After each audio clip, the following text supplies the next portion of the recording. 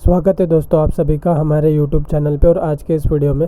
तो दोस्तों आप सभी से बस एक रिक्वेस्ट है कि जैसे आप हर एक सवाल सुन लेंगे तो प्लीज़ वीडियो को पॉज करिएगा, खुद से आंसर मार्क करके उसे कमेंट बॉक्स में टाइप करिए और उसके बाद वीडियो को प्ले करिए। So here the first question is consider the following statements with reference to the third Anglo Mysore war. जो तीसरा आंग्ल मैसूर युद्ध हुआ उससे संबंधित ये सवाल है। So here first is it was fought between the Tipu Sultan, Marathas and Nizam on one side and the British on the other। तो यह टीपू सुल्तान, मराठा और निजाम एक तरफ और अंग्रेज दूसरी तरफ इनके बीच ये लड़ा गया था। Second, the attack on Travancore by Tipu became the immediate cause of the war. तो इस जो ये था युद्ध उसका तात्कालिक कारण ये था कि टीपू ने ट्रावनकोर के राजा पर हमला किया।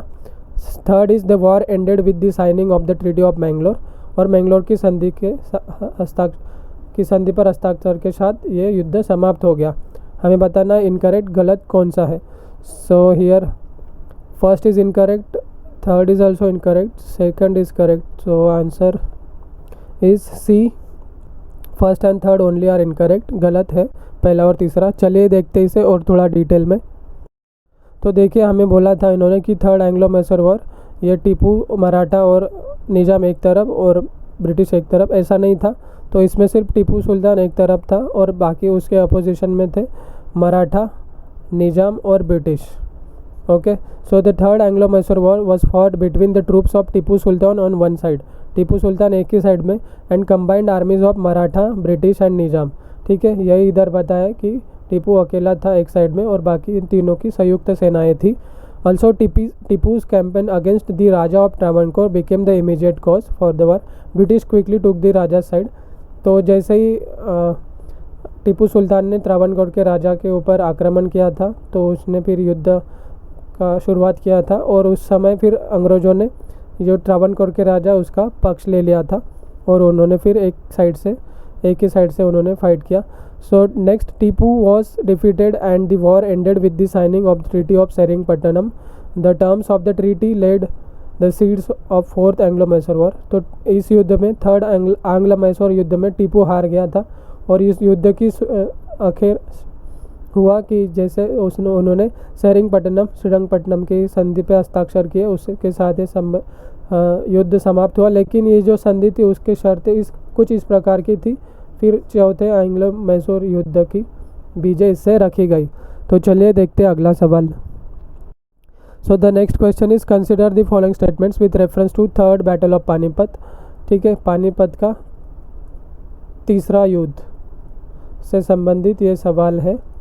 सो here first is it was fought between the Nadir Shah and the Marathas. यह नादिर शाह और मराठों के बीच लड़ा गया। And Nadir Shah troops were defeated by Marathas. Nadir Shah की सेना मराठों से हार गई थी। हमें बताना है करेक्ट कौन सा यहाँ पे सही है। So here first is wrong, second is also wrong. So answer will B D, neither first nor second is correct. दोनों गलत है। चलिए देखते इसे और थोड़ा डिटेल में।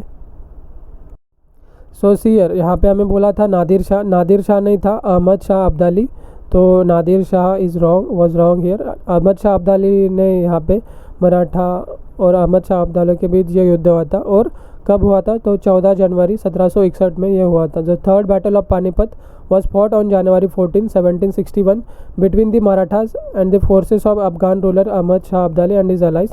तो अहमद शाह अब्दाली था एक तरफ, मराठे थे दूसरी तरफ, और अहमद शाह अब्दाली के साथ उसके कुछ साथी भी थे, सहयोगी भी थे। उनके बीच ये पानीपत की तीसरी लड़ाई हुई थी 14 जनवरी 1761 को। And Marathas lacked the effective leadership and did not possess enough experience with the guns. और इस युद्ध में मराठों के पास कोई प्रभावी नेतृत्व नहीं था और उसी के साथ बंदूकों के साथ कैसे मतलब युद्ध लड़ा जाए बंदूकों का उपयोग करके उसका वो पर्याप्त अनुभव उनके पास नहीं था मराठों के पास। Also they relied heavily on cavalry। This battle crushed the Maratha dream of ruling over whole of India। तो जो मराठा थे वो घुड़सवार सेना पर बहुत भरोसा उन्होंने किया इस युद्ध में और उसी के साथ मतलब वो जब ये युद्ध हार गए तो जैसे ही ये युद्ध हारे तो उनका सपना था कि पूरे भारत पर वो शासन करेंगे मराठास। तो इस सपने को अहमद शाह अब्दाली द्वारा कुचल दिया गया। तो दोस्तों अगर आपको वीडियो पसंद आ रहा है प्लीज़ इसे लाइक कीजिए, हमारे चैनल को प्लीज़ सब्सक्राइब कीजिए और ऐसे वीडियो पाने के लिए बाजू में जो बेल आइकन है उसे भी प्रेस कीजिए। चलिए देखते हैं अगला सवाल। So next question is consider the following statements regarding the Regulating Act of 1773. It changed the Constitution of Court of Directors and subjected their actions to the British government. इसने कोर्ट ऑफ डायरेक्टर्स के संविधान को बदल दिया और उनके कार्यों को ब्रिटिश सरकार के अधीन कर दिया। ओके, इस एक्ट के द्वारा ऐसा किया। And it prohibited the company servants from receiving gifts and bribes. तो और इस एक्ट के द्वारा कंपनी के जो नौकर है उनको किसी भी प्रकार का उपहार और घूस प्राप्त करने से रोक दिया। हमें बताना है करेक्ट मतलब कौन से सही है। So here first is correct, second is also correct, so answer will be C, both first and second are correct. चलिए देखते हैं इसे और थोड़ा डिटेल में। So see here some of the provisions of regulating act of 1773। 1773 के विनियमन अधिनियम के कुछ प्रावधान दिए गए हैं। So it change the constitution of court of directors, their eligibility, their right to vote and made their actions accountable to the British government. तो यहाँ पे देखिए इस अधिनियम के द्वारा जो निदेशकों का न्यायालय था, उनकी योग्यता, उनके मतदान के अधिकार, इनका सबका जो संविधान था उसको बदल दिया गया और अब उनके जो कार्य है उनको ब्रिटिश सरकार के प्रति जवाबदेह बना दिया गया। The office of governor general of Bengal was made with council of 4। तो अभी जो गवर्नर जनरल था बंगाल का उसको मदद के लिए और 4 की परिषद के साथ उसका कार्यालय बनाया गया। Supreme court was constituted in Calcutta with Elijah Impey as the chief justice. It prohibited the servants of the company from receiving any present gifts and bribes. तो अभी कलकत्ता में एक सर्वोच्च न्यायालय का गठन किया गया, तो उसके मुख्य न्यायाधीश के रूप में एलिजा एम्पे को नियुक्त किया गया और फिर इस न्यायालय ने कंपनी के जो नौकर है उन्हें पूरी तरह से प्रतिबंधित कर दिया कि किसी भी भेंट वस्तु, उपहार और रिश्वत प्राप्त करने से। तो चलिए देखते हैं अगला सवाल। So consider the following statements about taccavi loans. So taccavi ऋण से संबंधित ये सवाल है। So the first question says these were the low interest loans granted by Mughal king to the artisans. Mughal राजाओं द्वारा कारागिरों को दिए गए कम ब्याज दर वाले ऋण थे। Second, these were the low interest loans given by the Marathas to the farmers. ये किसानों को मराठों द्वारा दिए गए कम ब्याज वाले ऋण थे और इन ऋण देने का मराठों का एम था, लक्ष्य था, that was to protect the cultivators from the money lenders. तो मराठों का इस ऋण देने का उद्देश्य था कि कृषक जो है उनको धन उधारदाताओं से बचाया जाए।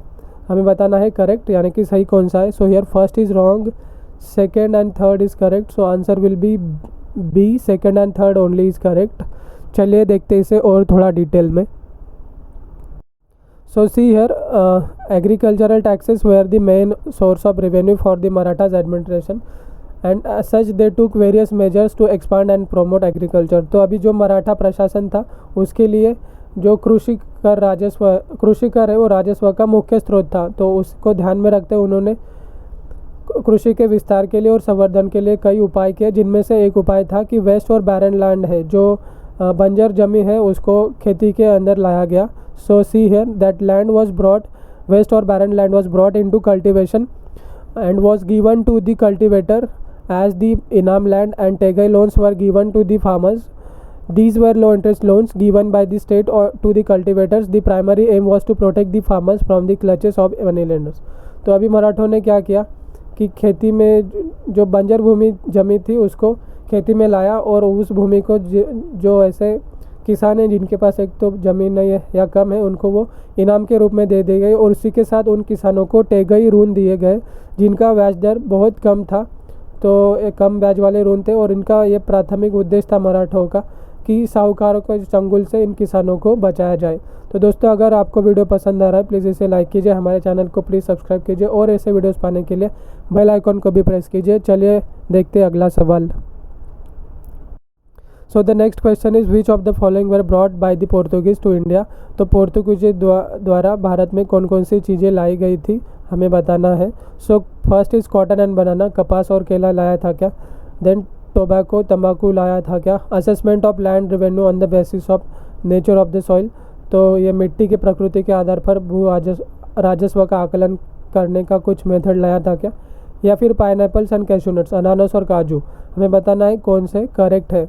सो here see tobacco and pineapple and cashew nuts, तो पोर्तुगीजों ने भारत में लाया था। So D option is correct, second and fourth only are correct. चलिए देखते हैं इसे और थोड़ा डिटेल में। सो जब पोर्तुगीज भारत में आए उन्होंने कुछ चीज़ें इंट्रोड्यूस की into India following agricultural products like cashew nuts, काजू, टोबैको, तंबाकू, कस्टर्ड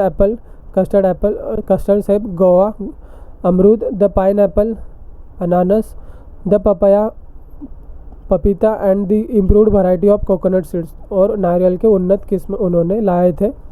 और जो था लैंड रेवेन्यू से related, Todarmal introduced a system of land reforms the essence of which was the assessment of the land revenue according to the extent of cultivation, the nature of the soil and the quality of crops. तो टोडरमल ने भूमि सुधारों की एक प्रणाली शुरू की जिसका सार 3 चीज़ों पे डिपेंड था: खेती की सीमा, मिट्टी की प्रकृति और फसलों की गुणवत्ता। तो इनके अनुसार फिर भू राजस्व का आकलन उनके द्वारा किया गया था। सो चलिए, अगर आपको वीडियो पसंद आया दोस्तों प्लीज़ इसे लाइक कीजिए, हमारे चैनल को प्लीज़ सब्सक्राइब कीजिए और ऐसे वीडियोस पाने के लिए बेल आइकॉन पे भी प्रेस कीजिए। तो जल्दी हम मिलेंगे नेक्स्ट वीडियो में। तब तक के लिए आपने हमारे चैनल के लिए जो स्ट्रॉन्ग सपोर्ट बना के रखा है, इसलिए आप सभी का बहुत बहुत धन्यवाद।